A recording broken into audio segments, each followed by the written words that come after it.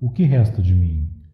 Esse desejo de encontrar o que resta de mim quando a linguagem se esgotou. Como pode ver, meus pensamentos são apenas fragmentários. Mesmo assim, o mundo inteiro terá que se transformar para os meus pensamentos e eu caberem nele. Só uma grande coragem me faz aceitar a minha covardia. Eu vou arrumar um modo de me achar, mesmo que isso seja de novo a mentira de que vivo. Eu quero ao menos estar pensando que entendo. O que é ser? É ir vivendo o que for sendo? A vida não é o que eu pensava, como se antes eu soubesse o que era. Tudo foi apenas construído. Não seria nada se eu não sentisse. Terei que correr o sagrado risco do acaso e substituirei o meu destino pela probabilidade. Havia aquela coisa latejando que eu achava que latejar era ser uma pessoa.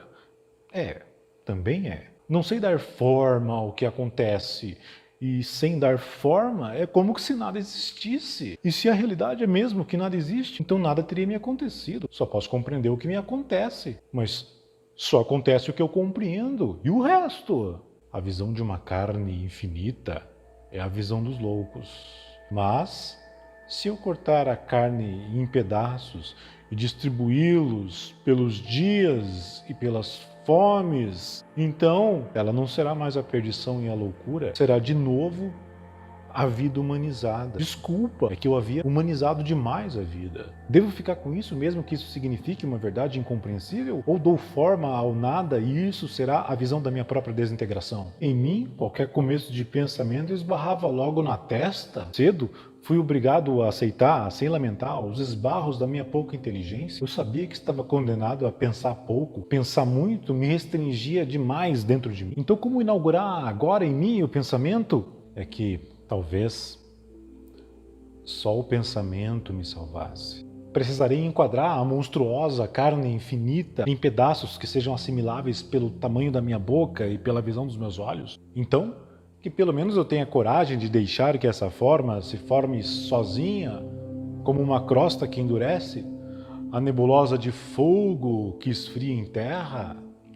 Saberei reconhecer na face comum de algumas pessoas que elas esqueceram e nem sabem mais que esqueceram que esqueceram. Sou a causa grandiosa de um saber secreto que não sei mais qual foi e sirvo a esse segredo esquecido. Minhas previsões antecipavam de antemão o que eu veria. Não eram antevisões da visão, já tinha o tamanho dos meus cuidados. Até que por horas desisti e, por Deus, tive o que não gostaria. Pensava que encontrar seria fértil como vales fluviais. Não contava que fosse esse grande desencontro. Eu estou tentando dar a alguém o que eu vivi. Eu não quero ficar com o que vivi por não saber o que fazer do que eu vivi. Eu vi.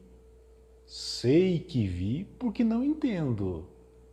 Sei que vi porque para nada serve o que vi. Vou ter que falar.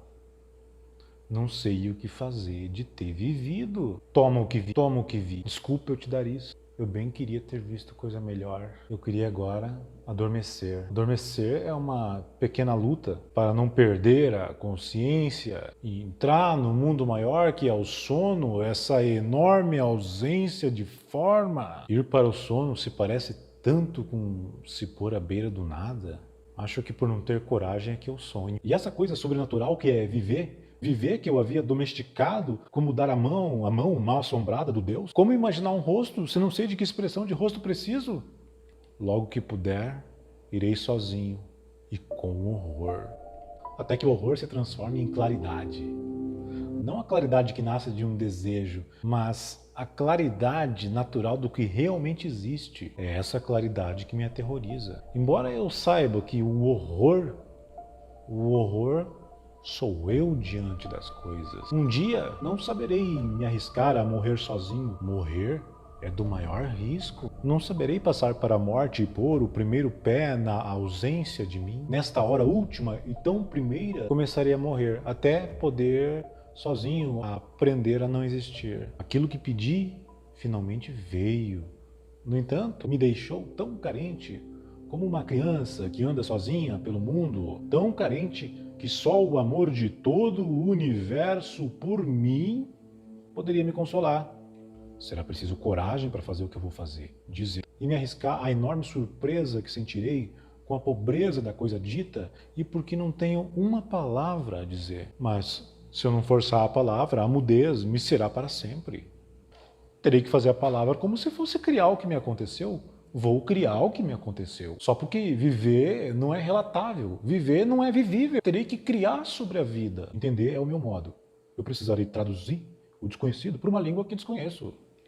Falarei nessa linguagem sonâmbula que, se eu tivesse acordado, nem seria linguagem.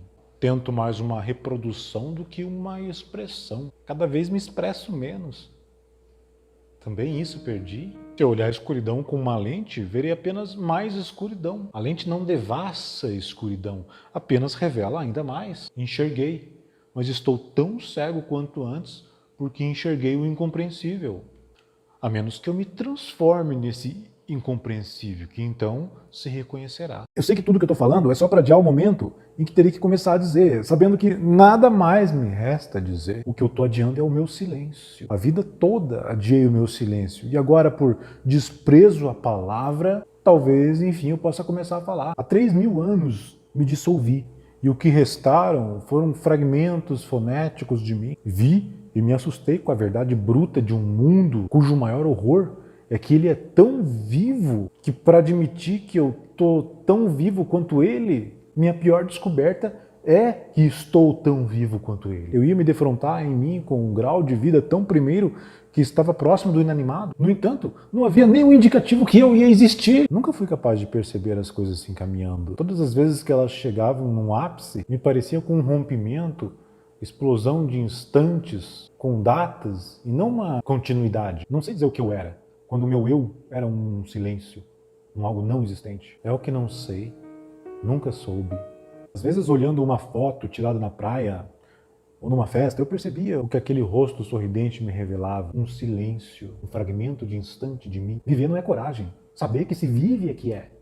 Só agora estou sabendo que nos olhos sorridentes havia um silêncio que só vi em Lagos e que só ouvi no silêncio mesmo. Olhava de relance o rosto fotografado e por um segundo, naquele rosto inexpressivo, o mundo me olhava de volta, também inexpressivo. Essa foi a minha ligação mais direta com o mundo. Eu havia me transformado na pessoa que tem o meu nome. E acabei eu virando o meu nome.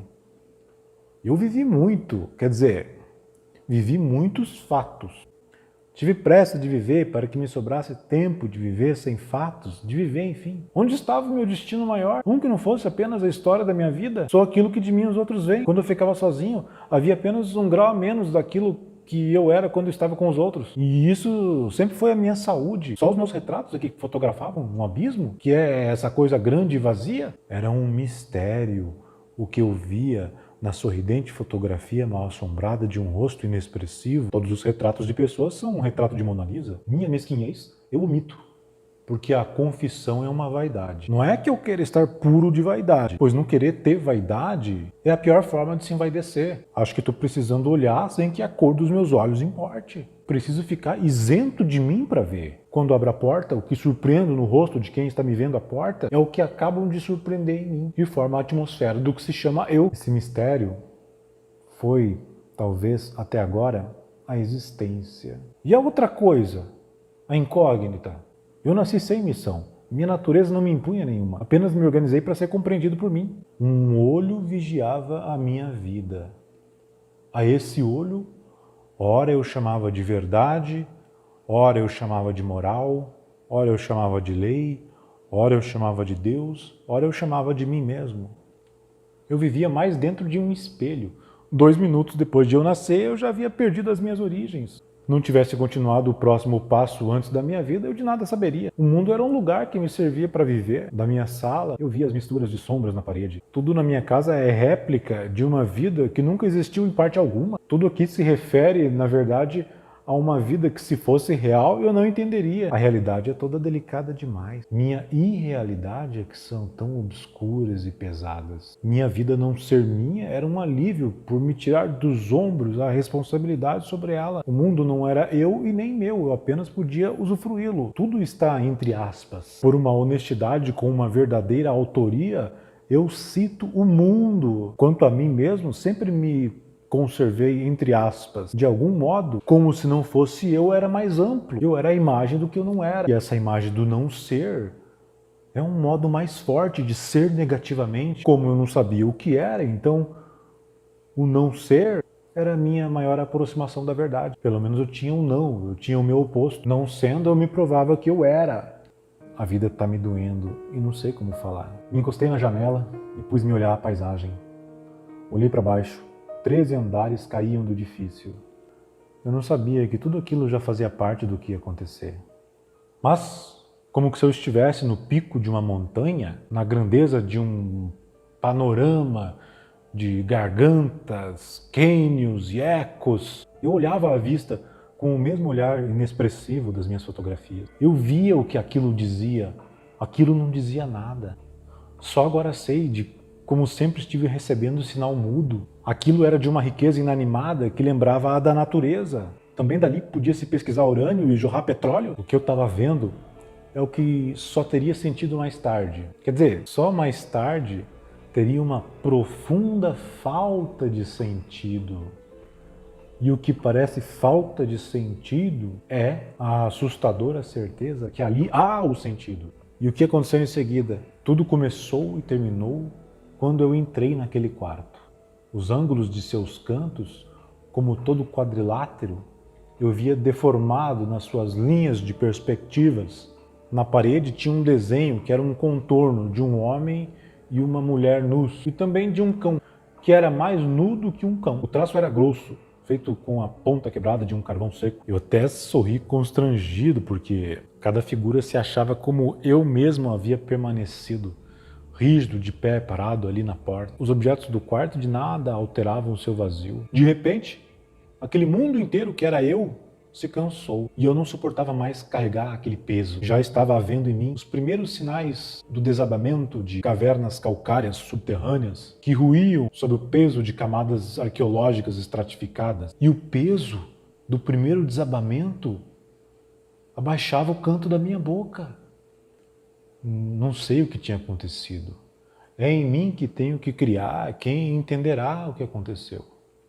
Sem descer nem subir, eu havia caminhado para o quarto, a menos que houvesse um modo de cair num posto mesmo em sentido horizontal, como se houvessem entortado ligeiramente o edifício e eu, deslizando, tivesse sido despejado de porta a porta para aquela mais alta. No quarto, abri um pouco a porta do guarda-roupa e mais no seu interior, eu e o escuro ficamos um instante nos espiando sem nos vermos. Foi então que aconteceu.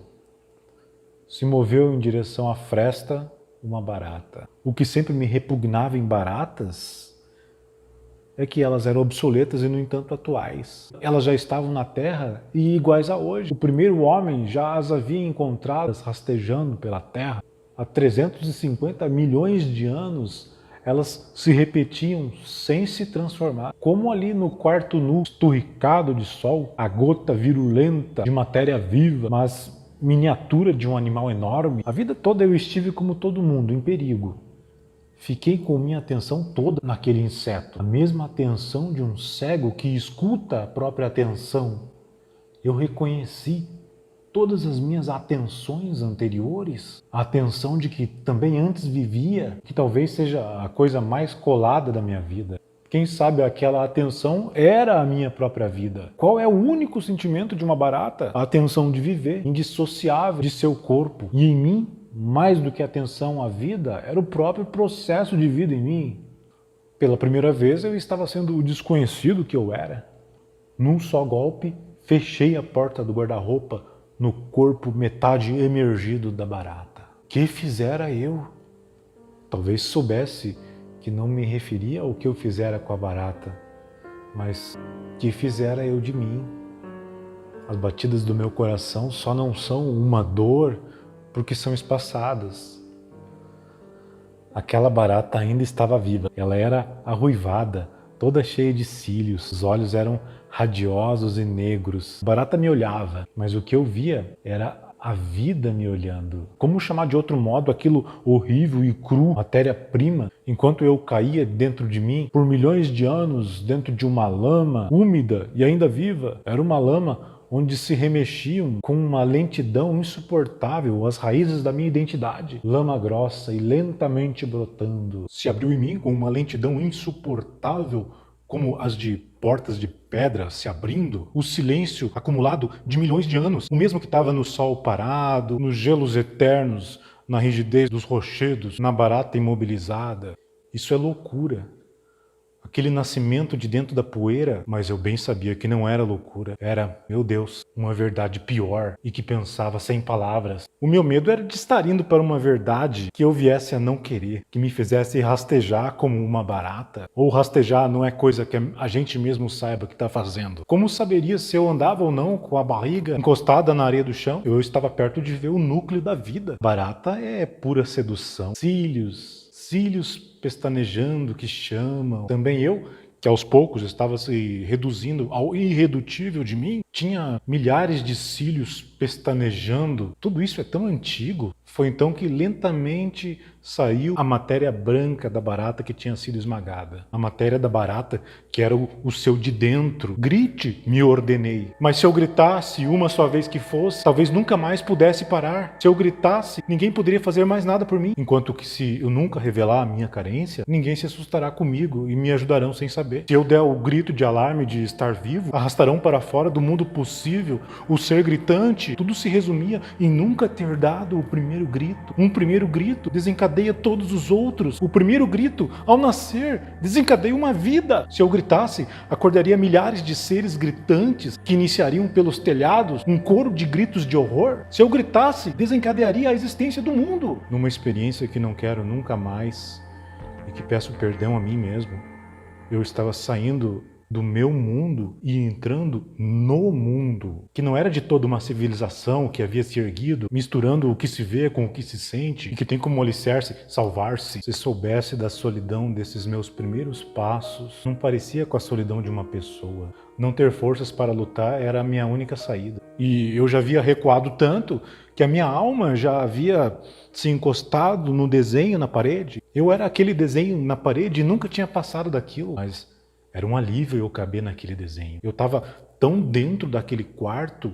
como se eu fosse um lado do cubo, o lado que não se vê. Tão dentro estava eu como um desenho numa caverna há 300 mil anos, com minhas 15 milhões de filhas. Desde então até eu. A vida em mim é tão insistente que, se me partir, os pedaços continuarão se estremecendo. O mundo me olha para tudo. Tudo vive o outro nesse deserto. As coisas sabem as coisas. Talvez até o fim desse relato impossível eu entenda que encontrar tem que ser pelo caminho daquilo que somos, se conseguirmos não nos afundar definitivamente naquilo que somos. Vê? Já estou perdendo a coragem de procurar o que é que vem aparecer. Já estou prometendo que acharei a esperança. Por medo já estou organizando. Vê como ainda não consigo mexer nesses elementos primários. É que por enquanto a metamorfose de mim e mim mesmo não faz nenhum sentido. Mas o material do mundo me assusta com seus planetas e baratas. Eu, antes que tinha vivido de palavras quaisquer, mas que abismo entre a palavra e o que ela tentava. Fiquei preso em algum detalhe, debaixo de alguma rocha ou em algum canto escuro? Um apartamento no 13º andar, mesmo construído no ar, é sólido. Insetos constroem a sua vida no ar. Isso há séculos vinha acontecendo e dava certo. Mas, exatamente, o lento acúmulo de séculos se empilhando era o que, sem ninguém perceber, ia tornando a construção no ar muito pesada. Essa construção ia se saturando de si mesma, ia se tornando cada vez mais compacta em vez de se tornar cada vez mais frágil. O acúmulo de viver numa superestrutura torna-se cada vez mais pesado para se sustentar no ar. Como num edifício onde de noite todos dormem tranquilos, sem saber que os alicerces vergam e que num instante, não anunciado pela tranquilidade, as vigas vão ceder, porque a força de coesão está lentamente se desassociando 1 milímetro por século. E então, quando menos se espera, num instante tão comum como o de levar um copo de bebida à boca numa festa, ontem, num dia tão cheio de sol, com os homens trabalhando e as cozinhas fumegando e a broca britando as pedras, as crianças rindo, no desmoronamento, toneladas caíram sobre toneladas. E quando eu abri os olhos, estava não sobre escombros, pois até os escombros haviam sido deglutidos pelas areias. Estava numa planície tranquila, quilômetros abaixo do que tinha sido uma cidade. As coisas haviam voltado a ser o que eram. O mundo havia reivindicado a sua própria realidade e, como depois de uma catástrofe, a minha civilização tinha acabado. Eu era apenas um dado histórico. Tudo em mim havia sido reivindicado pelo começo dos tempos e pelo meu próprio começo. Mas o grande castigo da vida geral é que ela pode, de repente, gerar ou acabar com uma vida. Às vezes a vida volta. Quando lhe impedem, ela arrebenta e vem pura. A vingança da vida consistia apenas em voltar, nada mais. Mas por que eu? Mas por que não eu? Se eu não tivesse sido eu não saberia. E tendo sido eu soube. Só isso. Vista de perto, a barata é um objeto de grande luxo. Uma noiva de pretas joias. É toda rara. Parece um único exemplar. O que aparecia dela era apenas a metade do corpo. O resto, o que não se via, podia ser enorme e dividia-se por milhares de casas, atrás de coisas e armários. Eu estava sabendo que o animal imundo da Bíblia é proibido porque o imundo é a raiz. Pois há coisas criadas que nunca se enfeitaram e conservaram-se iguais ao momento em que foram criadas. E somente elas continuaram a ser a raiz ainda toda completa.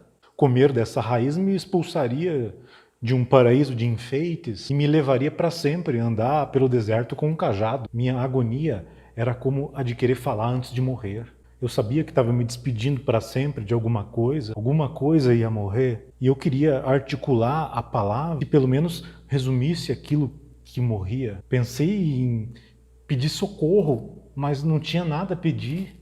Pedir era os últimos restos de um mundo ainda humano. A barata com a matéria branca ainda me olhava. Não sei se ela me via. Não sei o que uma barata vê. Não sei o que uma pessoa vê. Mas se os seus olhos não me viam, a existência dela me existia.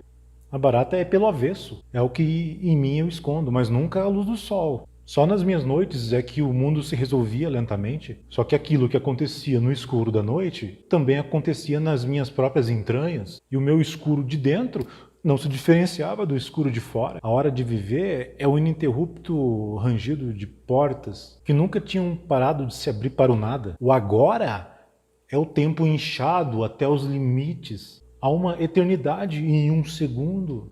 O futuro será de novo uma atualidade na qual eu entraria no seio da natureza. Sabia que entrar não era pecado, mas era arriscado como morrer. Assim como se morre sem saber para onde, essa é a maior coragem de um corpo, e esses eram os meus primeiros passos hesitantes em direção à vida e abandonando a minha vida. Como eu estou cansado. Meu desejo agora seria o de interromper tudo isso e inserir nesse difícil relato uma história divertida. Olhei para cima. O teto se arredondou como o de uma catedral. A vastidão do quarto aumentava. Querendo transcender a vida, eu a ultrapassei? Mas agora não vou mais poder transcender, mãe. Transcender era o meu esforço de salvação. Havia uma utilidade imediata em transcender, mas só vou ficar dentro do que é, mesmo que depois o transcender nasça fatalmente de mim, apenas como o hálito de quem está vivo. O próximo passo era morrer, mas esse era um passo mal assombrado. Eu quero me salvar no hoje, no já, na realidade que está sendo, e não na promessa.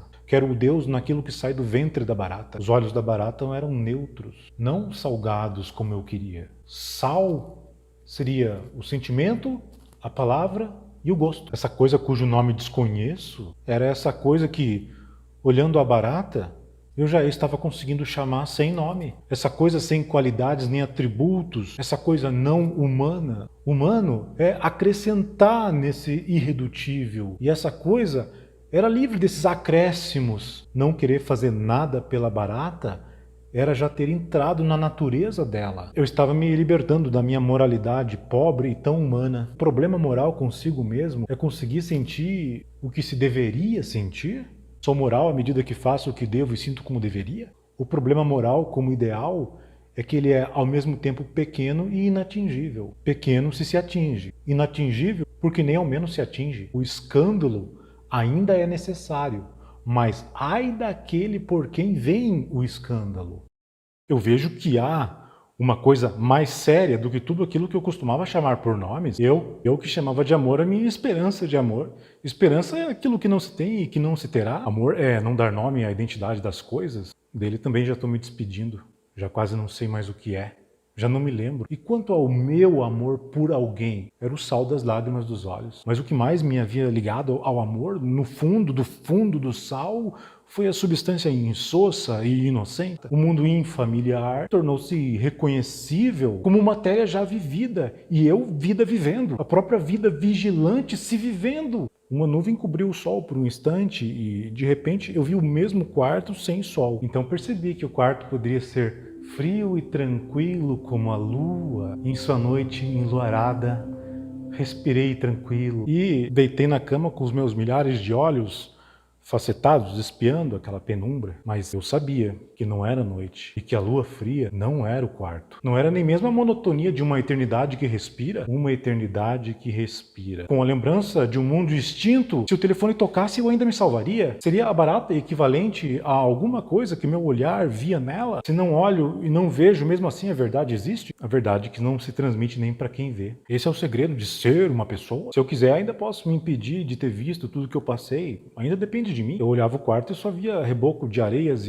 e escombros, uma cobrindo as outras. Naquele quarto tudo podia ser chamado de qualquer nome, porque qualquer um serviria, já que nenhum serviria. Qualquer coisa teria a mesma mudez vibrante. Nome ou pessoa, qualquer coisa ali perderia sua transcendência. Tanto que eu só via fatos e coisas sem nomes. Então o quarto arredondado daquela catedral tinha embaixo um oratório. Mãe, matei uma vida e não abraço os que me recebam agora na hora de nossa morte. Amém. Mãe, tudo agora tornou-se de ouro duro. Mãe, que me mostrou a vida grossa e neutra amarelecendo. Eu estava fruindo daquilo, sangue branco que eu derramava. A barata é de verdade, mãe. Não é mais uma ideia de barata. Mãe, matar é proibido porque se quebra um invólucro duro e fica com a vida pastosa. De dentro do invólucro está saindo um coração grosso, branco, vivo e com pulso. Mãe, bendita sois entre as baratas, agora e na hora desta minha morte, e amém. Já havia abandonado a mim mesmo, quase podia ver, lá no começo do caminho percorrido, o corpo que eu havia largado. Se a barata tivesse dentes, seriam dentes